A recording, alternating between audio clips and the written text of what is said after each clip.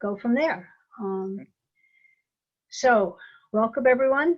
I'm Liza Bernard from the Norwich Bookstore, but obviously I'm hosting from home. And I do want to say the bookstore is now open for browsing by appointment. Right now it's just Thursdays and Saturdays, but we're trying to expand that into a few more days as we watch the numbers. And we, of course, still taking orders by phone and email and the web. So for tonight, as you've all discovered, we're going to ask you to keep your video off and your audio mute. And that way there's not a lot of distractions. This is a very big crowd. We then recommend that you choose the speaker view, not gallery view, so that the person who's speaking will be the main screen. And then if you wish, you can turn on the chat option. There are people who have been left greetings, you know, hi, I'm here. If you don't want to do that, that's fine. We will be posting the links to the books in the chat bar in the beginning and the end. And we will be recording this event to post it to our website and for CATV to use later. So I also want to just mention thank you to Michael Prowse, whose name you will see. He's our the guy who's working behind the scenes, keeping the tech site going smoothly. It's because I just thought he might be an unknown name. Okay, so the format this evening is going to be pretty straightforward, pretty much like we would do in the store in person. I'm going to do a brief introduction of both of our guests back to back. And then Phyllis Katz will read from Ghost Orchids, and she'll turn the podium, the screen, over to Jeff Friedman, who will be reading from the Marksman. And so the first introduction is going to be Phyllis Katz, who's a poet, a scholar, and a teacher. She received her BA in English from Wellesley College, her MA in Greek from UCLA, and her PhD in classics from Columbia University. She taught English and classics at several institutions, including Dartmouth, for more than 2 decades. Now retired, she focuses on poetry, and I understand she's got several projects in process. Her poems have appeared in many journals and anthologies. She's the winner of the 2014 Oberon Poetry Prize for her poem, Emily Dickinson's Gorgeous Nothings. Ghost Orchids is her 4th published collection, and we're pleased that she has read from all of them here at the bookstore, or there at the bookstore, I should say, and virtually now that we're dealing with COVID. And she's also moved to Northampton, so she can be here tonight without even having to drive. And she'll be followed by Jeff, and Jeff Friedman uses a different 3 words to describe himself on his website. He uses the words poet, fabulist, and storyteller, and I think they all fit.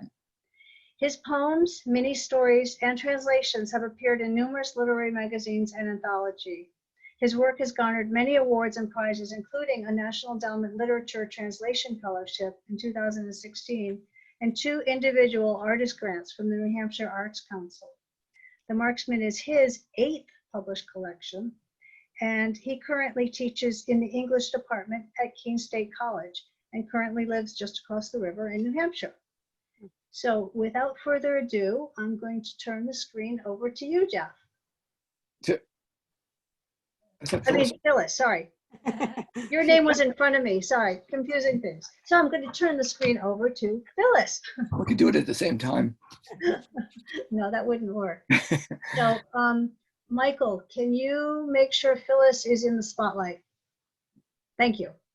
Yay. Okay. Welcome. It's all yours. Okay. I'm going to start by doing what I usually do at the ending of a reading, which is talk a little bit about the book and how it happened, and then start with some, and then end with some of the poems from the book. I've gotten permission for that from our host, that she liked the idea too. So I will start with that. And I begin with a section called Creating My Ghost Orchids. Several years ago, a friend told me she was reading The Orchid Thief by Susan Orlean, a book which tells the story of poaching by a plant dealer of rare orchids called ghost orchids that he had planned to clone and sell.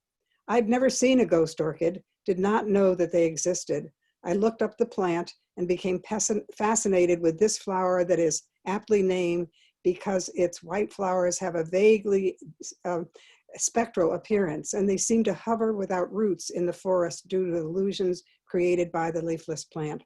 Thus, the orchid became a metaphor for my book, Post Orchids. The first poem of the book defines this metaphor. The she of the poem is, of course, the author, who prefers not to use first person in this book. So here's the first poem. She introduces herself. She feels connection with a flower that floats unplanted, without soil or roots, a ghost with a fragile existence, so choosing to remain unseen, intent to be founded, opening its white petals like leaves of a sacred book, more air than matter. She is not the kind who prefers solitude. Still, by the ghost orchid, she finds herself floating between before and after, waiting not to be found, but to find for herself a place for new roots. The poems tell the story of changes in my life, my husband's death, my decision to move from Vermont, our home for 25 years, to Northampton, Mass, where my youngest daughter and her family live. In the first section of the group book, the speaker speaks of the speaker's sense of loss and stagnation, her inability to write, her grief for those who have died. In the second, she begins to fight off depression, and in the third, she explores a series of changes and what they mean. The fourth struggles with her role as a ghost orchid, and in the fifth, she begins to find new songs, and the comfort of color. The sixth section and the seventh, she defines her new roots. Her poems are a scroll of written worlds of yesterdays and tomorrows. She can keep these roots. So again, this book is a story of loss and change, of leaving a place I loved, the loss of my husband, of the home we built together, of how leaving behind the world where I had longed for so many years was a terrible loss, of how difficult it is for one who is now 84 to begin a new life, to belong to a new community, to make new friends, to feel at home. It is the writing of this book of poems that has helped me to find comfort and challenge in my own new roots, the new building from a world of my past. So that would normally be the ending of a reading, but I wanted to put at the beginning so you'd know where I was and why this book came to be. So now I'm going to read some of the poems from the book. Everybody okay? Hear me and all that? Okay, good. So the first section is about the introduction, and I already read the first poem. The second one is called In Between. As the years go by, she grows smaller. Thin skin covers a lighter body. She holds tight to the remnants of her past, the fragile roots of her before so finely worn by time that they are slowly fading. Like the ghost orchid hidden in the woods, poised at the end of being and not being when time allows. And then the next poem from this beginning part of the book is called Finding a Finder. Somewhere in her house live an invisible group of aliens or ghosts come from some distant planet to torment her. Invisible, they colonize her drawers, her purses and pockets, hide her keys and her cell phone when she needs them. She thinks she should find a trustworthy aid, one that will drive away those nasty home invaders, a device to keep her life online, a dependable finder. The next poem is called Unforgetfulness. She remembers how easy it used to be when words appeared as if printed on the page of her mind. Now she searches for ways to remember, to find those ghosts of the past there for her to bloom again whenever she needs them. And here's one of my favorites of this first section. She writes to her brain. You and I have been together for nearly 84 years. You've been predictable, but now, just when I need you more than ever, you are falling down on your job. Sometimes you sleep on as if memory's loss is my fault and not yours. I need you to be as much as you need me for both of us to be. Help wanted. She hurdles wildly to protect herself from the danger of filling her calendar with hours she does not have. In her frantic efforts to cull the time that she wastes, she is looking for a device that yanks her out of the hurricane that threatens every day to capsize her. She knows she must swallow the temptation to think she can do everything, become aware of her limitations, accept a tether, own it as her own. Daydreams. They do not come at night, but hover around her in her waking hours, walking beside her as an old friend she thought she had forgotten. Her dreams visit her as they will, some full of grief, some of joy, her own way of dreaming. Her last ones. Sometimes when she wakes at night, she hears voices calling from the bar between life and death, and for a brief moment, she sees them all again, their faces full of intelligence, warmth, curiosity. She reaches out to them, and their faces lose their light and go back to the quiet darkness, long sleep. Their voices slow to a whisper, a low note or two, and fade away. And the next section is called Her Meditations. First one's called Hello Darkness. You all probably will relate to where that word, that topic came from. Well, hello darkness. Moments of depression come at intervals she knows will pass. She is caught in that place between where she cannot find the light. She fights her old enemy, the dark, refuses to listen to those sounds of silence.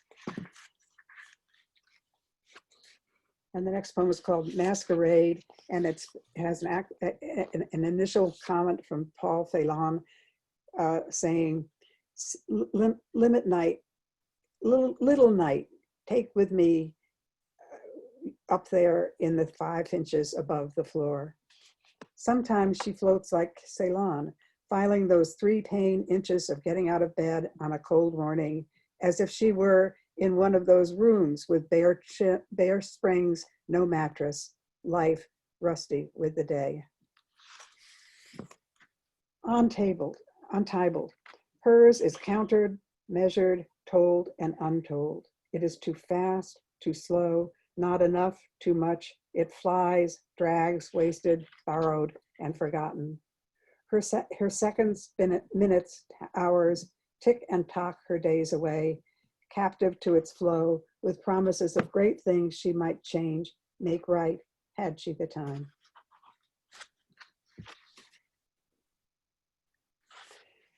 Burning bush. Her Elumanus alatus, investive burning bush, its fiery feathers tall above the dying, stands as if it were Eumene from autumn's bitter bites. She longs for the staying power of the burning bush, wants to have her own tale told forever, but she knows her story exists for today, written in the ashes of her burning. Life ending. After John Keats on We're First Looking Into Chapman's Homer. She sees a dog struggling down the road in Darien's Panama, wrapped in his twisted body, bent legs, broken skin, eyes full of sorrow. She wants to ask him as he staggers down the road if he is waiting for its end, a place to lie down, close his eyes, let his breath slow and stop. Will he find then at last the beauty and wonder of a better world as his last breath comes, silent on Keats's peak in Ariane? Lessons for Chinese maple leaf. It had let go before its petals died, its brilliant purple carmine, delicate star shape intact, its downward ward plunging a dance of celebration, a going down in beauty, acceptance of the changes to come. Night song. From the still lake at 3:00 a.m., the house quiet in sleep, a crescent moon, gathering of stars in the dark sky, and loons calling from deep water.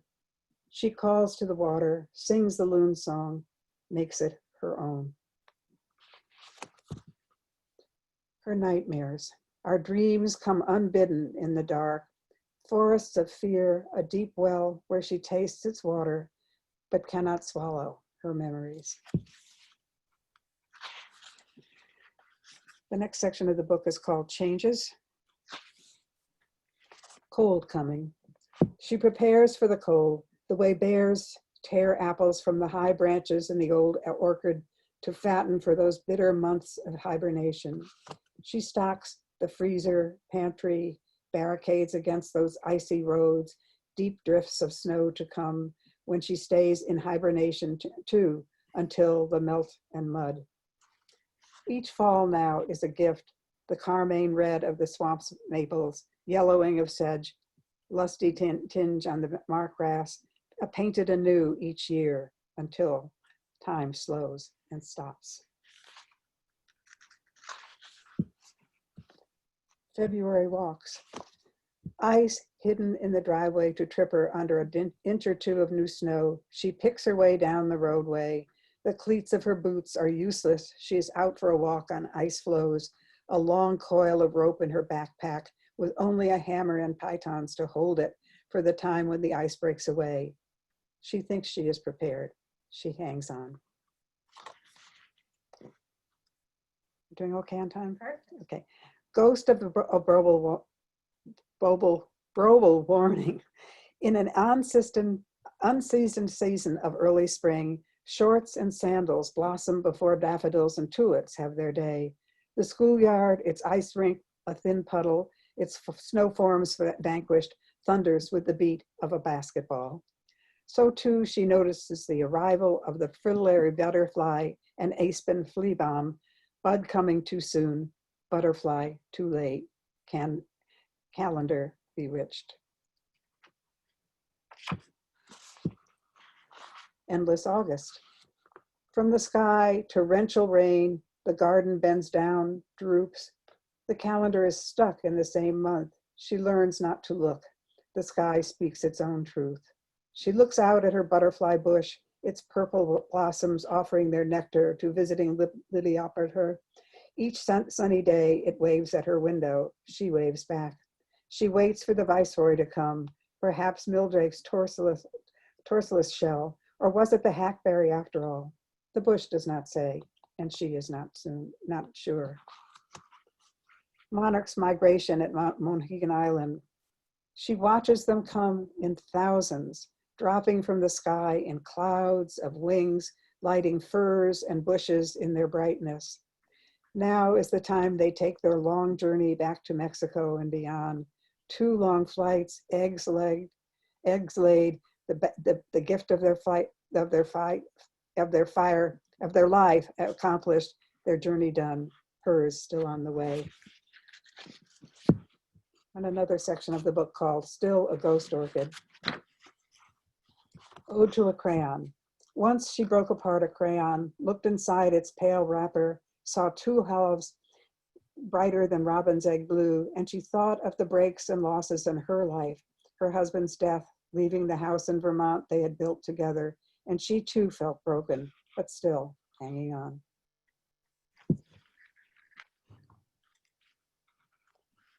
She grows new invisible roots. She is now left behind where she was to find where she is, has passed the threshold, the paths of rocks and roots. Now she begins to open, expand to find a new language beyond loneliness and grief. Solstice. One winter's solstice, she walks alone across the icy fields of winter grass, her heart too blank and empty, too frozen to go on, until she feels the earth begin to move and stretches her hands for warmth into the silent pockets of her life and finds a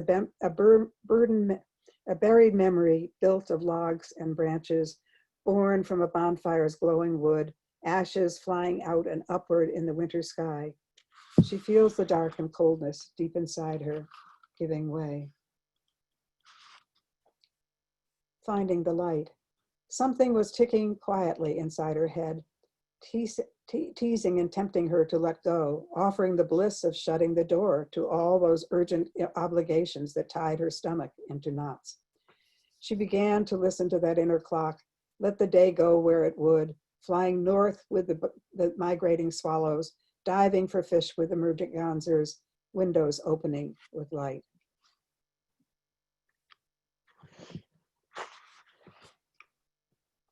What she learned from the Stoics. It is not death that a man should fear, but he should fear never beginning to live. That's a quote from Marcus Aurelius. She knows we cannot stop what is to come, are born, grow older, weaker, are ill for a time, let go and die.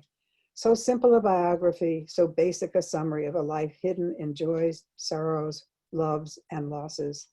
Empty without the wonders and magic of discovery, red-bellied woodpecker visiting a feeder, ruby-throated hummingbird drinking nectar from a rose, sun rising above the hills and river in her valley. And this next section is called She Finds New Songs. Letting go. Her days are hers to use. She has harnessed the beast, is delighted when a poem comes uninvited to her empty page, a precious gift, balancing those endless days when she avoids her computer or writing table. She is learning to unyoke the bands that tie her, to open to whatever comes.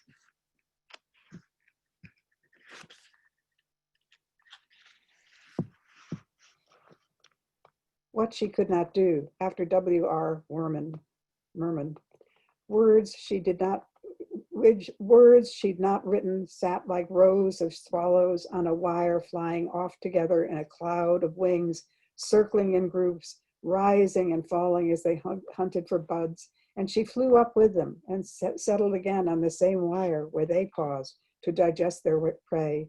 They satisfied, replete, and she emptied again, bereft of satisfaction, feeling once more the hunger of disappointment and frustration that she could not find those words she knew were there. Her lost words.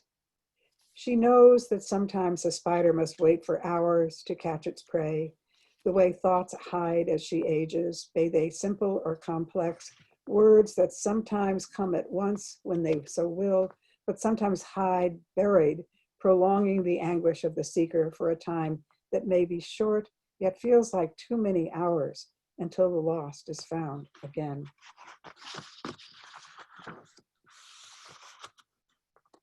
When words came to her, they were the sound of wind as it winds around the cedars in her garden, as their branches creak and crack, raining on, coming close and closer, no way to keep them out, those words, and she let them come, made them hers, let them free. The next section is called World of Colors. What she learned from colors in John McNally's In the Light, a painting. Life bursts exuberant in defiant strokes, yellows, reds, tangerine oranges, blues, greens, and lavenders, lit electric on the canvas, each bold blossom pushing upward, heads, arms, bodies, streets reaching in and beyond the light. No shade to hide its brilliance, no room for darkness in the radiance of this glow. Cottontails dancing. Out her bedroom window, 5:30 a.m., 2 cottontails in her garden, leaping back and forth, one jumping over the other, dancing the sun awake. She dreams she is a mystic. One night she hears the stars laugh, can see thoughts dancing under an umbrella of clouds, words that are invisible, and she can touch them, feel their music, life's mysteries at last.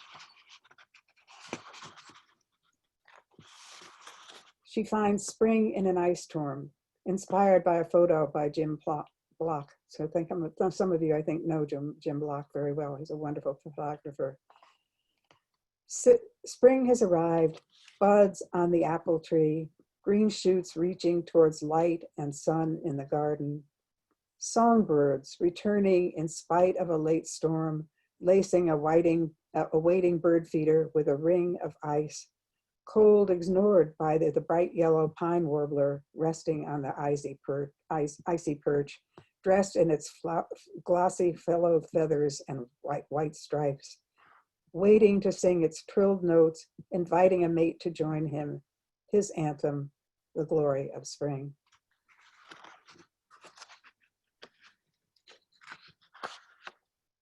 New roots. Leaving home. Home is the thing with feathers that perches in the soul. Emily Dickinson. They are flying away in autumn skies, her feathered orestes, leaving silence perched in skeletal trees. She feels the beat of their wings in her bones. She has put away her summers, storing them in memory boxes, moved from homes she loved. Who or what now will find perch in her soul? Doing okay? Yeah, okay. You're about just. Treetops. She remembers the house they built together, planned to keep forever, drawn by the mountain view, shared with birds, deer, moose in the field, grateful for the blessings of years, the time they had together, the way a house becomes a home in heart and mind, how the gift of its presence, past and future, one together, is written in her heart, now alone, but kept forever.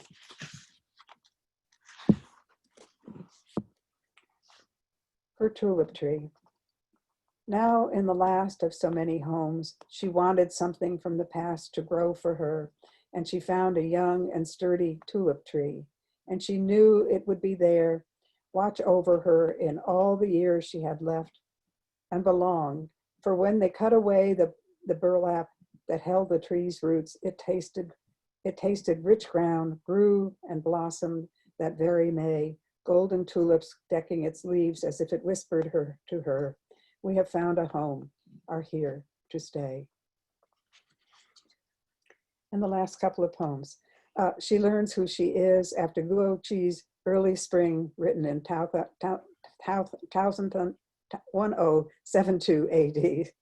Long ago, she saw a hanging scroll painted on rich brown silk, image of an early spring in a world where humans, fishermen, monks are tiny, hardly seen, while the great mountain is monumental, a realm that an emperor viewed as his own, his halls and pavilions tucked into a deep ravine far below the mountain creeks.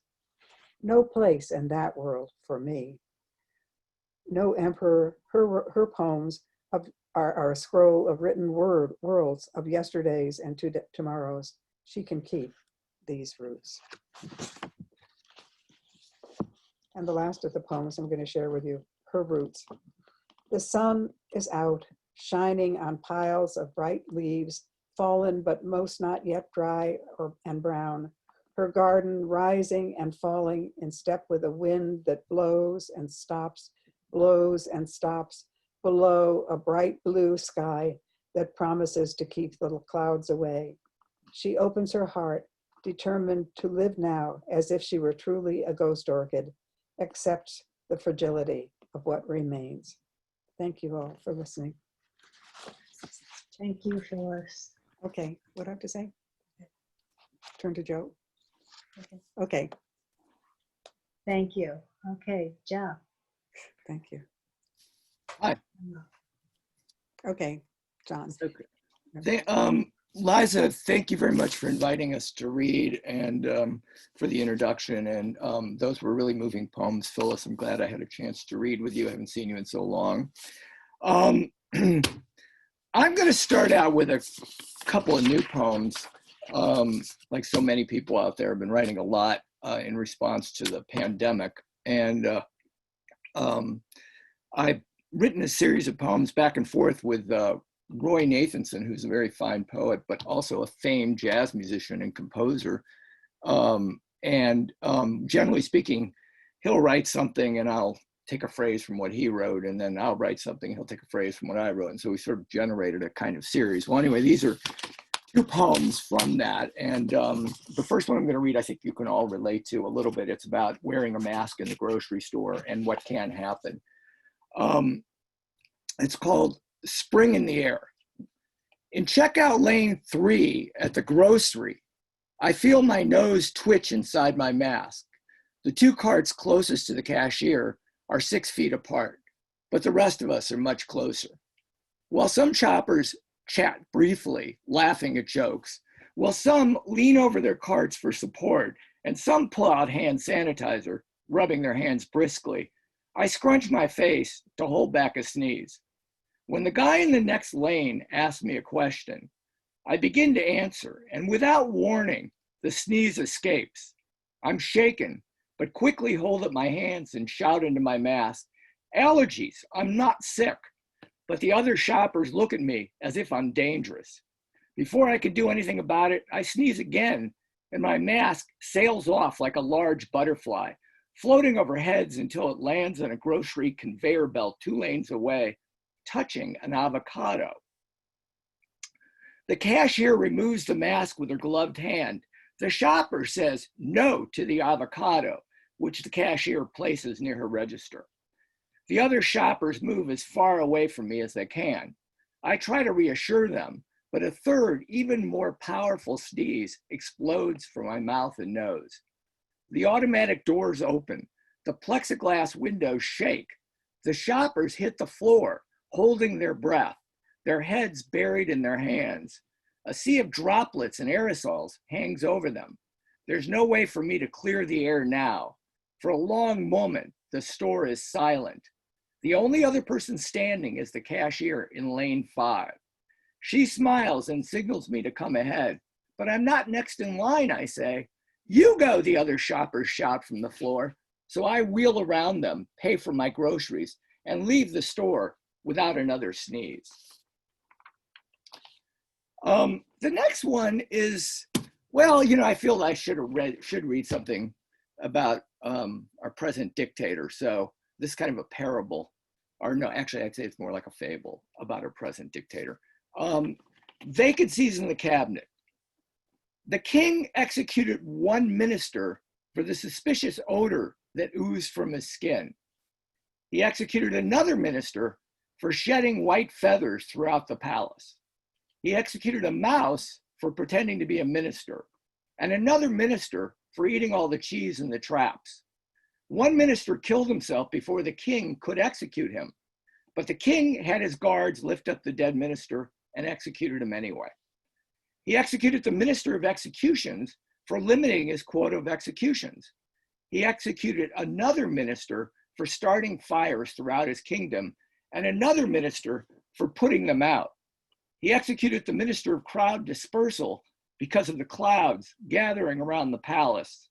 He executed the minister of his household for her devotion to the river. He executed the minister of dust over and over until he became dust, drifting down from the high windows. He executed the minister of air because too many of his subjects were still breathing. Now he summoned his ministers to the briefing, but only the minister of hair sat at the long table. "How about a shampoo and cut?" the minister asked. The king executed him too. So I'm gonna read some poems now from my new book. It's called The Marksman. I'm gonna hold that up. You know, it's a big advertisement.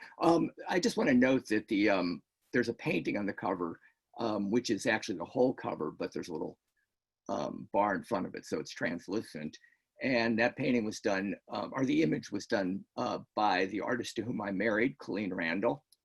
And on the back, Charna Myers, a close friend of mine, took this photo just after I got back from the French Foreign Legion. You'll note the beret that's common to our soldiers. So anyway, having said that, I think I'll actually start reading some poems from the book. So the first poem I'm going to read has to do with something that has been missing or disappearing from my hands and from my life and from everything I have thought about and been puzzled about since childhood. But so I'm going to read a poem that I wrote about it. It's called My Money. My money won't buy me a condo, a new car, or even a good dinner. It won't shell out a dime for movies, new clothes, or doctor bills. My money flashes on screen like kills in a warrior video game. Bells go off. My money is happy where it is, doing nothing, watching me as I watch it.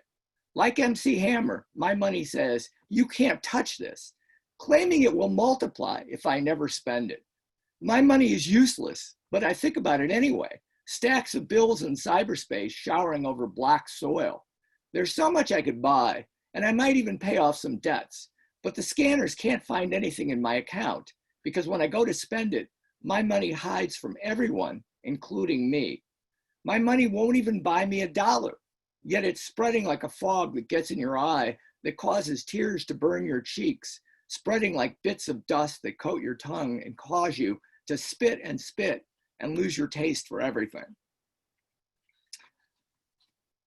So it's a little bit of an odd experience reading on Zoom, or just being on Zoom. I feel like I'm on Zoom 24 hours a day. I mean, I teach on Zoom. I never get out of the seat, it seems like. It's sort of an ejector seat. Every once in a while I have it pop up and I fly out into the kitchen, have something to eat, and I return to my Zoom life. So many of you probably have a Zoom life going right now. The poem I'm going to read next, that was a little side. That was a side. I wrote it in. No, actually, I didn't write it in. So the poem I'm going to read next is The Marksman, and it's about a marksman. That's all I can say about it. I wish I could say more about this poem. Well, I could say more about it, but I'd rather read the poem. The Marksman. I shot the points off a star dangling in a window, and I shot the lies off the tongue of a liar who then spoke sweetly about the pleasures of the truth. I shot a spider before it could eat a blue fly caught in its web. When I blew the web apart, the blue fly said a prayer for me, then flew off as though on a mission.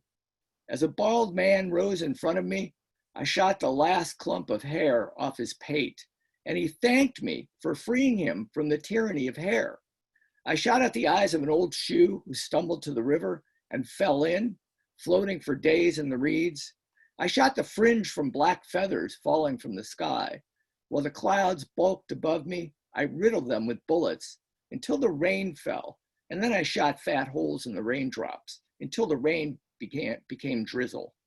When the fires came, I shot holes in the throats of flames, and I shot the smoke too, even as it blinded me. And the echoes swallowed my bullets, and the holes grew lonely. Let's see. Well, the next poem I wrote, this is a poem about, we just had so many shootings, hundreds, it seems like in the last 8 years. So I ended up writing a poem about it. Not much left here after the bodies have been carted out. Only some specks of glass that escaped the vacuums. Only a few stains that couldn't be scrubbed out. Not much left once the bullet shells and casings were collected, the guns bagged, and the cracked cell phones with their desperate messages piled into a box and removed. Not much, only the bright eyes opening in the walls where the bullets lodged, the silent sky breathing in the windows, the answers breaking into particles, and the lingering smell of smoke. Not much except a stray hornet drawing invisible loops in the air before it settles briefly on the light fixtures. This book contains a kind of a number of prose pieces as well as verse poems, about equal. My last book was entirely prose pieces, but this one is about half and half, I guess. My wife, well, I shouldn't say my wife, the artist to whom I married, Colleen Randall, I could say that I'm her husband, that would be similar. But anyway, she requested that I read this poem called What Happened to the Country, which is a prose piece. That's a good question. What happened to the country? Some say the president declared the country his and took it home. Some say the country was wild turkeys waddling under the blind blue sky, deer leaping into the foliage, but hunters dispatched them into the next world. Some say that even though hundreds of trucks cranked their winches, the country sank into the quagmire and pulled the trucks down with it, bubbles bursting on the surface. Some say you could still find the country if you have the right map, but so many have followed their maps, disappearing without leaving behind a note or a sign. Though many remember the country with tears in their eyes, and many salute when they hear it called by name, though some decry the country as a false brotherhood, others believe it was an idea. And ideas evolve into other ideas or evaporate like rain beaded on window frames whose glass has been shattered. Without a country, without a piece of land, there is nothing to fight over. And now all of us are refugees walking in twos or threes toward nowhere anyone can imagine.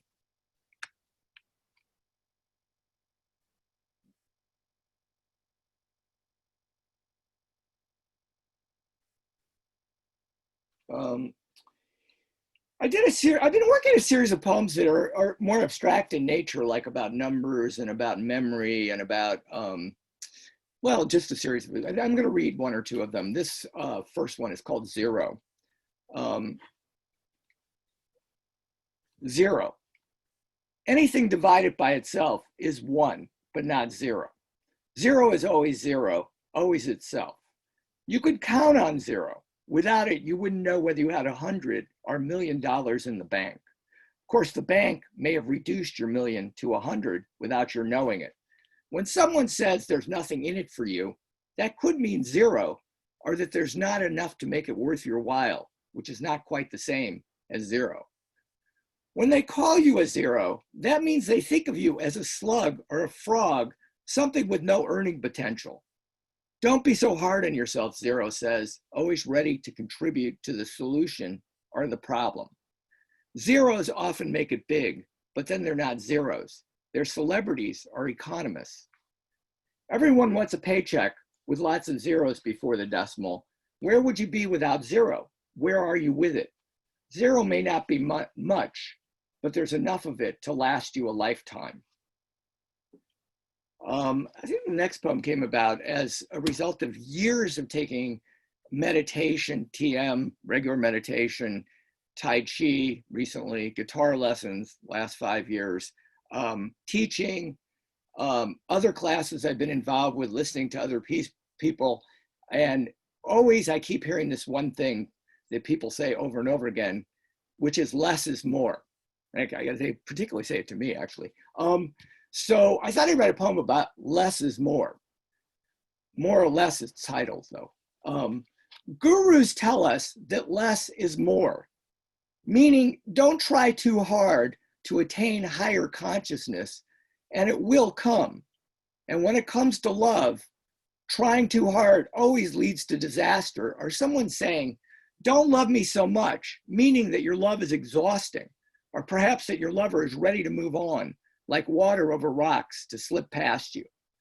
Poetry should come as naturally as leaves to the trees, Keats said, because he knew love didn't come that easily, as he pined for Fanny Broad and coughed up blood on his sweat-soaked sheets. But contemporary sex experts in the media warn, if you don't plan to have sex, you won't have it. But if you do plan it, that might cause a problem, because sex, not poetry, according to some, should come as naturally as leaves to the trees.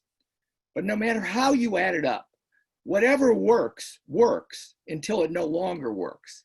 And then you can empty the emptiness from your pockets and meditate on a world filled with everything and nothing, more or less. I thought I might read one poem from my last book, Floating Tales. What page is that on? 3027. I haven't read this poem before, so I had to read it tonight, right here on our stage.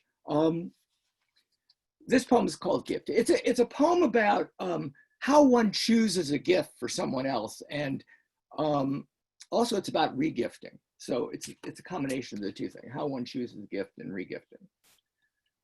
My lover gave me a gift. My lover gave me a gift. No, time out. Got to start over. My lover gave me a box wrapped in pretty red ribbon. When I ripped it open, there was another box, and inside that box, a tray shiny with chocolates, an assortment of chocolates. You get back what you give, she said. I had bought these same chocolates for her. She was regifting my gift. But shouldn't we get what we want, I asked? Then you should buy your own gift, she answered. She picked out a chocolate and placed it in my hand. Nice, I said, smelling it before biting in. The chocolate shell cracked, and the ganache tasted so sweet. I felt a little dizzy, but I wanted another. I knew you would like this gift, she said. I ate another chocolate, and then another, and now I was no longer dizzy, just eager for more. Slow up, she said. You'll get sick. Have one, I said. She tasted hers, letting it sit on her tongue and closing her eyes while I finished 3 more. They're delicious, she said, but I don't really like dark chocolate. Have another, I said. No, they're yours, she said. I didn't get them for me. She plucked the empty wrappers out of the box and tossed them in the garbage can. I'll buy you a gift, I said. What would you like? You figured it out. You figure it out, she answered. Surprise me. Maybe some chocolates, I thought. Kept eating until I finished every last one. Then my belly filled with a great emptiness, and there was nothing left to eat.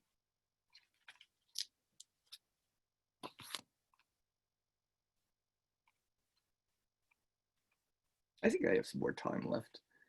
Okay. How to walk on water. All right. I've been practicing this for a long time. How to walk on water. All right. Let me see. Nothing really to say about this. How to walk on water. It's not difficult. Just take a deep breath and forget all those who have sunk before you. Forget Jesus, who was genetically predisposed to moments of flight. Forget Siegfried and his winged boots. That's a trick, an illusion. Forget anything that might cloud your mind or your vision with doubt. Let your arms lift as if strings on a puppet. Keep your eyes open and focused on the rock fringed with moss on the other side. Imagine your body as light.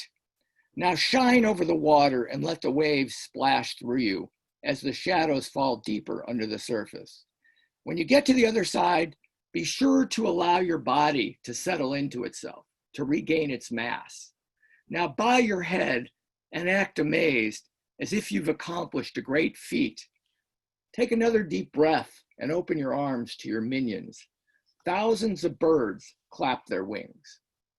Am I frozen? Hello? Yes, you are. Do I have to But come back on? just give it a minute and it should come back on. Okay.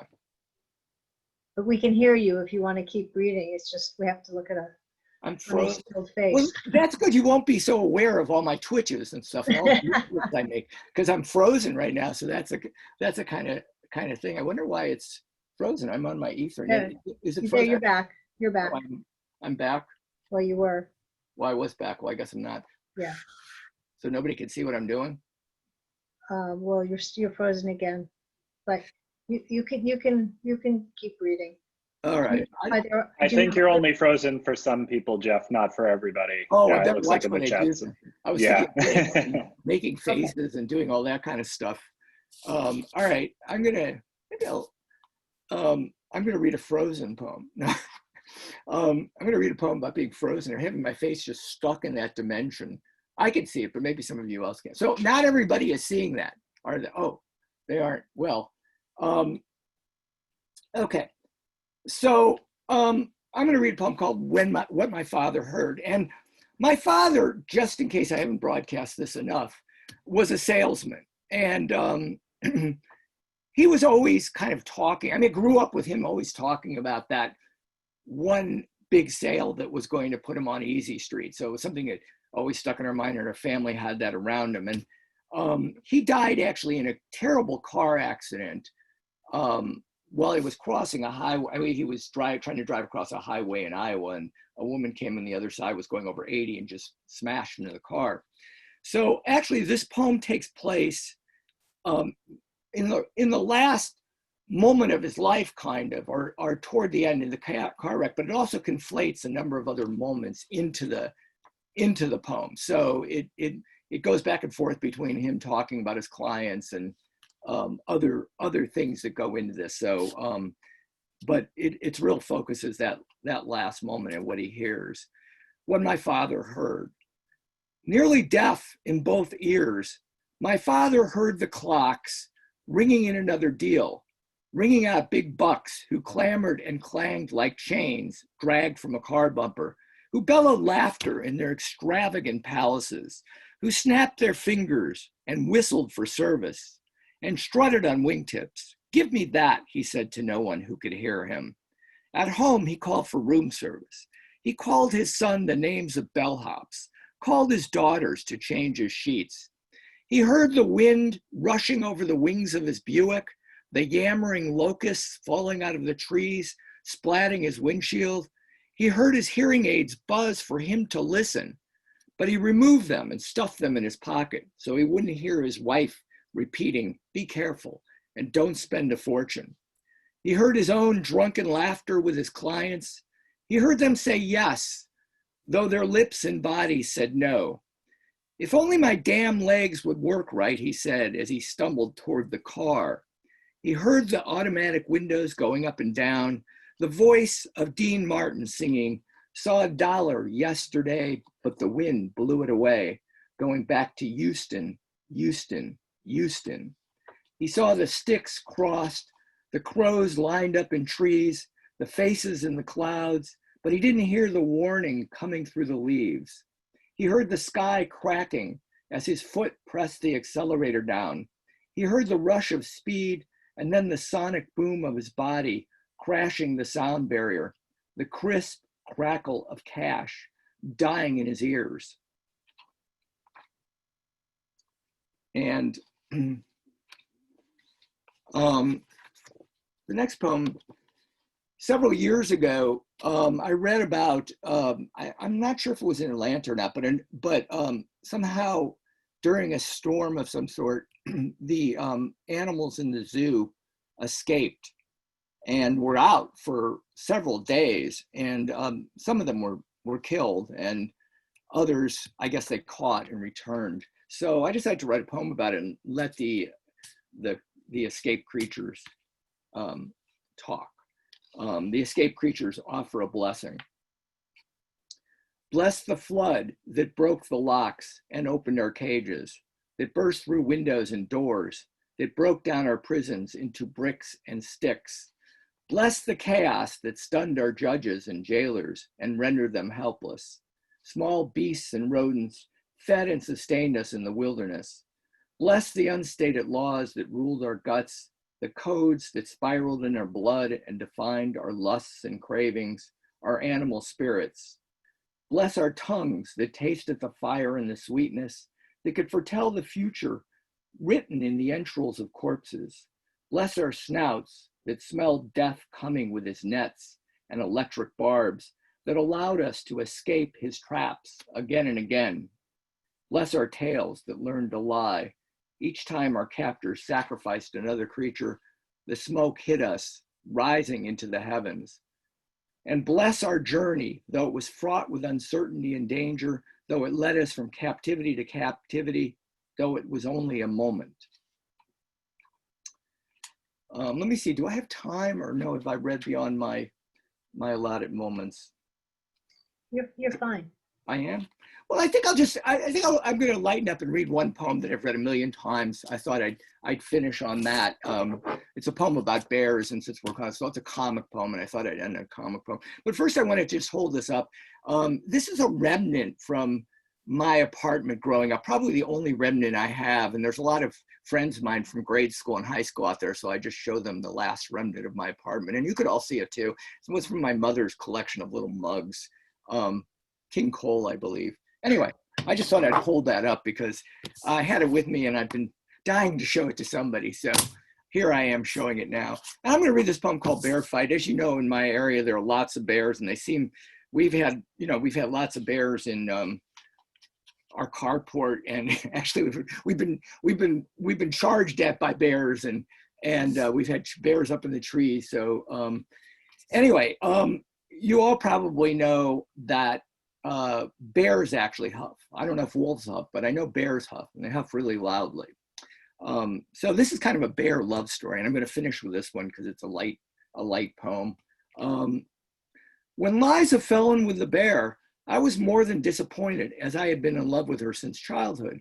"What's he got that I don't?" I asked as we walked past the diner together. "He's a bear," she said.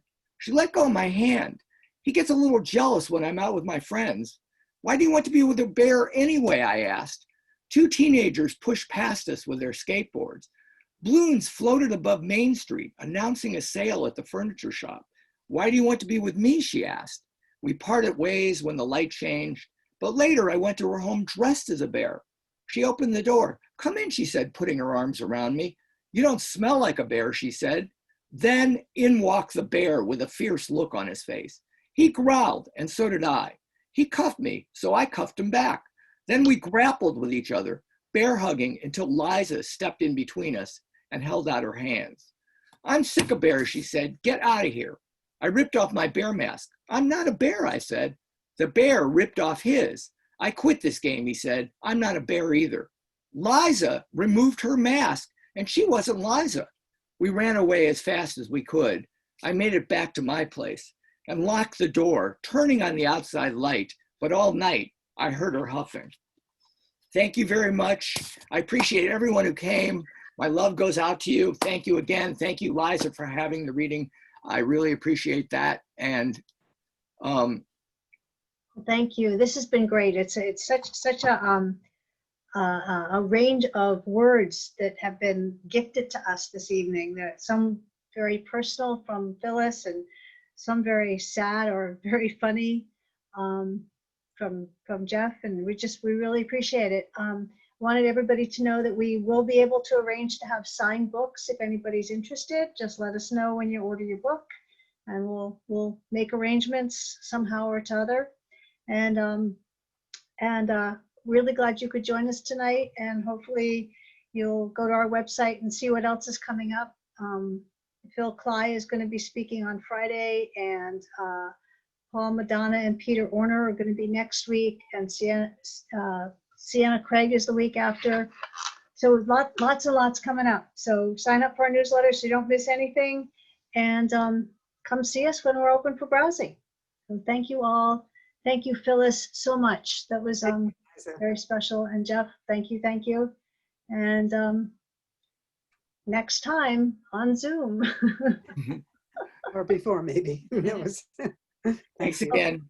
Yeah, one thing I didn't mention is there's some really lovely compliments and comments in the chat, and I'm not going to read them all, but there were the Greyhound 68 sent greetings, and the P-Town Poetry Sisters send greeting, and there's lots of family and friends and people from California and all over. So this is a very well-received gathering, and I really appreciate you both taking the time to prepare and spend the evening with us. So thank you. Thank you. Bye, Liza. And then the crowd